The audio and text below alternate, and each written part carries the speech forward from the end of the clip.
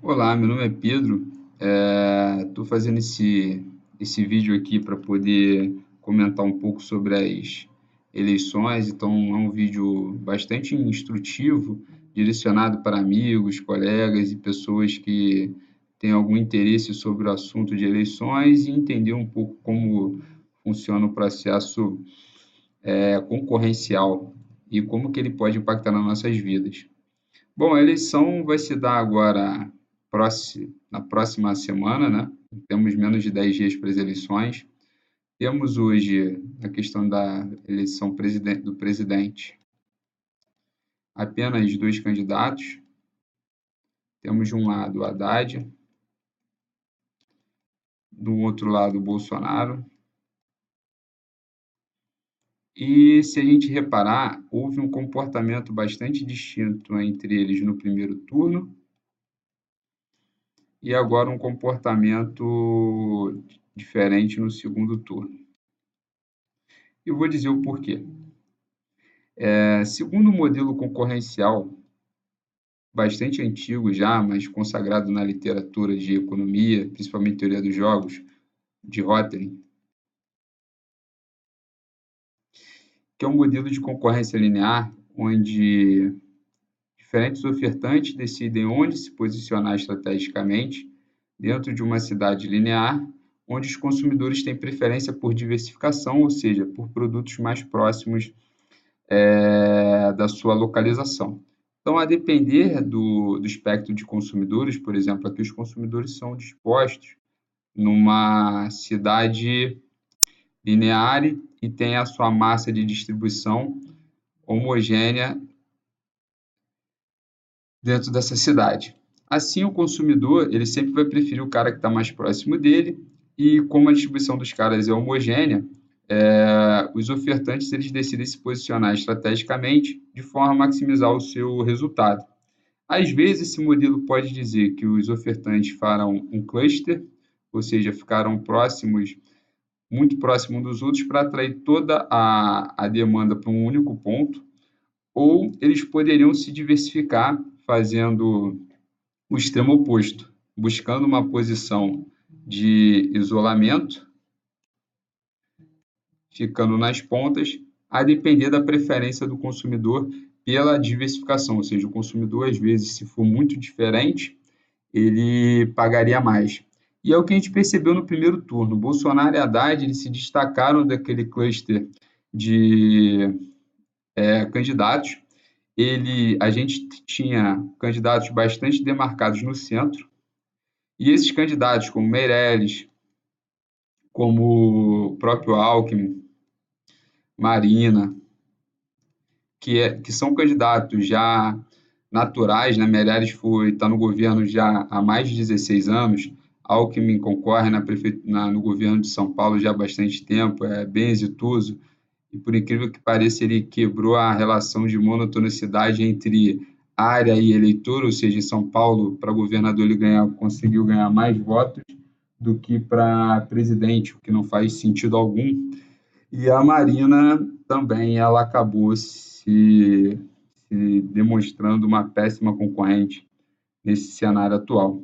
Já Haddad e Bolsonaro, esqueci também de falar do Ciro Segan, que também é um concorrente forte, ele traz questões mais próximas do centro, da centro-esquerda, mas é um cara que dialoga já há bastante tempo com vários setores, foi ministro da Fazenda do Itamar Franco, em 94, 93.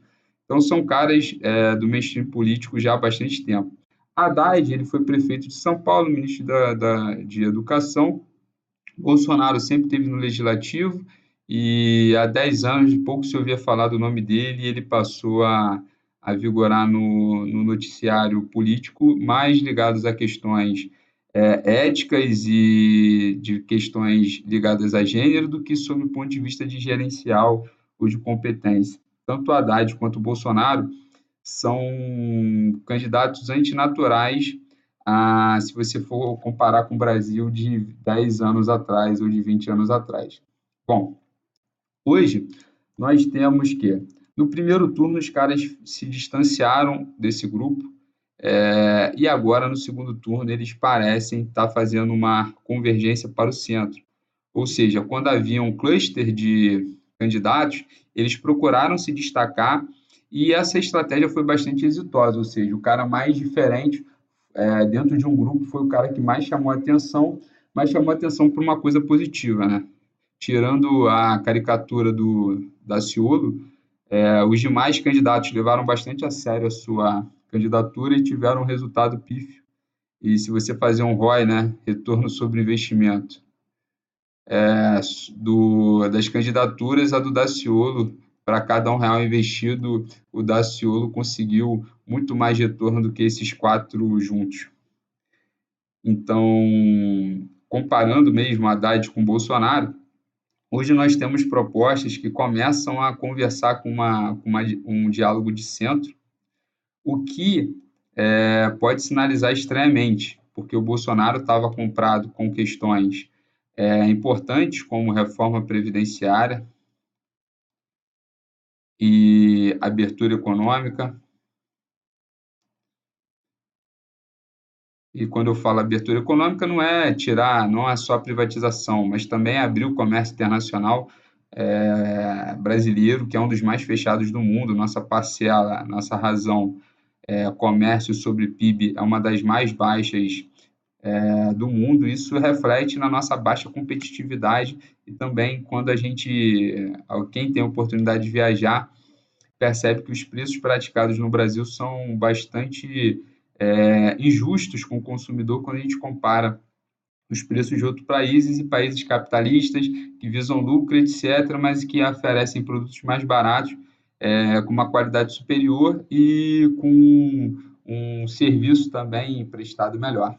Já o Haddad, ele tinha uma pauta muito forte ligada a uma nova constituinte que garantisse mais direitos e mais poderes aos políticos e restringindo os poderes das instituições investigativas e instituições guardiãs da Constituição, como o Ministério Público e o Judiciário, sendo que nada se falou sobre a excrescência econômica que é esses dois poderes aqui, quando se comparado à realidade do país, né? Eles têm, os membros do Ministério Público e do Judiciário passaram a perceber privilégios que são absurdos. Obviamente, se aderindo, né, tendo uma aderência muito forte com os membros do Legislativo, que também percebem benefícios que são quase feudais.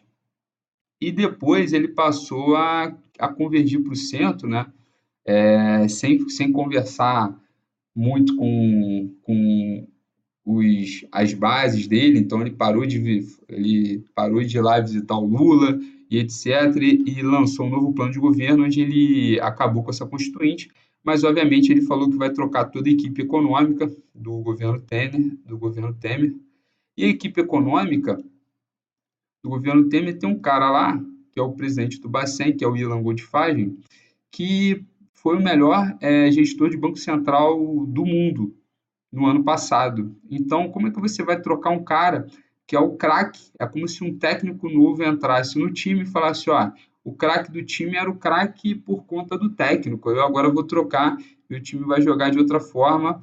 E a gente sabe que em economia, bem como qualquer esporte ou qualquer gestão, o objetivo é único para todos. Todo mundo quer uma economia com crescimento, estabilidade, redistribuição de renda na medida do possível e com regras claras que permitam com que as pessoas consigam fazer os seus negócios sem interferência ou sem aquele risco que a gente chama no Brasil do risco Brasil, né? Que é um risco associado a questões de muita burocracia, de dificuldade de empreender e onde os amigos do rei acabam recebendo benesses que não são percebidas pelo resto da economia. Então, o Ilan ele conseguiu trazer uma relação Selic que é a taxa de empréstimo interbancário para uma das mais baixas dessa história recente, para 6,5%, e a inflação, uma das mais baixas também, para próximo de 4,2%, o que foi algo salutar frente ao período que a gente enfrenta de grave crise fiscal, né? Nós temos déficits cavalares e crescentes, e esses déficits nada mais são do que você colocar mais dinheiro na economia, né? Então, quando o governo tem déficit, significa que ele está inflando a economia com mais recursos, porque ele está arrecadando menos, ou seja, retirando menos da economia, do que gastando, ou seja, colocando mais na economia. Isso é bastante prejudicial porque a qualidade desse gasto não tem gerado o desenvolvimento necessário, haja vista nosso pífio crescimento de menos do que 2%. Então, assim, o que a gente percebe é que o Bolsonaro ele conseguiu, de forma exitosa, pe- pegar grande parte do eleitorado que estava muito descontente com as atuais políticas e conseguiu dialogar de forma clara com o mercado e com os interesses de liberalismo econômico e acabou tendo uma candidatura bastante facilitada, né? Ou seja, com custo baixo frente ao retorno que ele está tendo, ou seja, ele não teve tempo de campanha, tempo de televisão e etc., enquanto os candidatos com mais tempo de campanha, ou tempo de televisão, não tiveram esse mesmo retorno. E aí, isso aqui mais no primeiro turno. No segundo turno, ele passa a convergir mais para o centro. Porém, as pesquisas indicam que ele está aumentando a sua pontuação, então ele não deve mudar essa convergência. E se a gente for reparar, os indicadores de mercado não têm reagido negativamente com isso. Ou seja, ao que parece, alguma informação já vazou que o Bolsonaro vai manter esse liberalismo, porque toda vez que a gente percebe que o mercado está indo numa direção oposta da informação, geralmente é porque a informação está errada e não o mercado que esteja errado.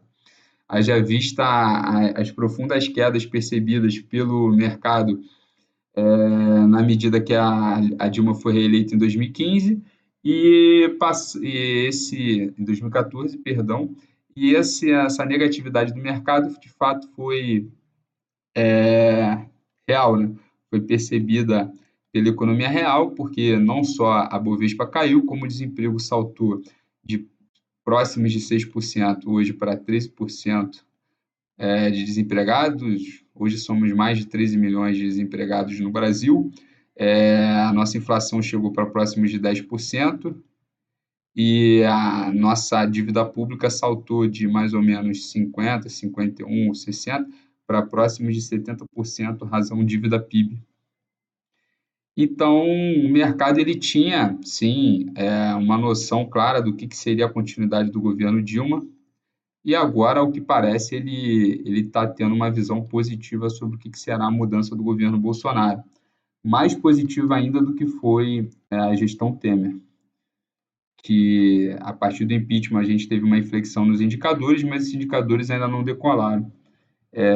Provavelmente por questões de ingerência política, onde o Temer toda hora sofre um escândalo de corrupção, porque de fato ele estava envolvido em vários escândalos e isso acaba com a confiança do investidor, ou porque simplesmente se percebeu que ele não teria legitimidade suficiente para liderar as mudanças necessárias que o Brasil precisa.